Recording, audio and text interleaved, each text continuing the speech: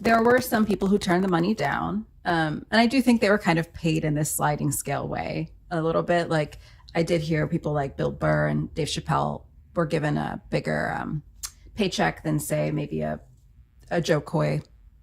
So they were all paid different amounts, but they were all paid pretty handsomely. And so people who turned it down were, I mean, there's more, but Shane Gillis, Atsuka Okasuka.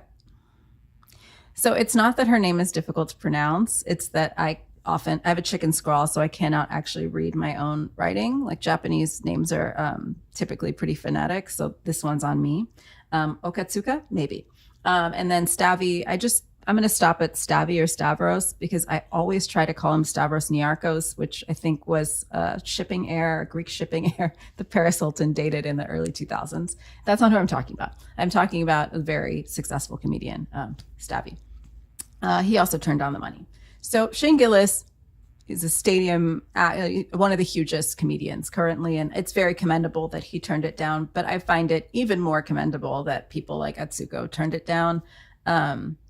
And like, here's my feeling on it. It's a life-changing amount of money for someone who's just starting out in their career. And I mean, she's very successful, but not getting hundreds of $1,000 checks for one day of work. I'm guessing a lot. And even for Stavi, I'm guessing that is a lot of money. I don't know how much they were offered, but nobody was offered little, let's say. So I find it really commendable that they turned it down. I think it's the right thing to do.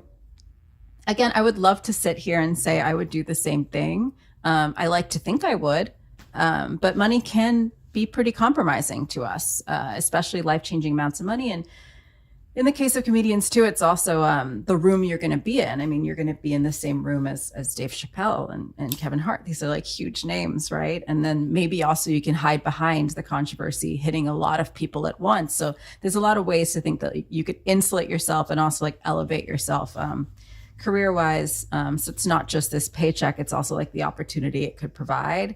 And I could see that the downside of the controversy could just get lost in the media kind of cycle, especially because there's so many names attached to it. Who's going to remember them all, especially like, the less prominent ones.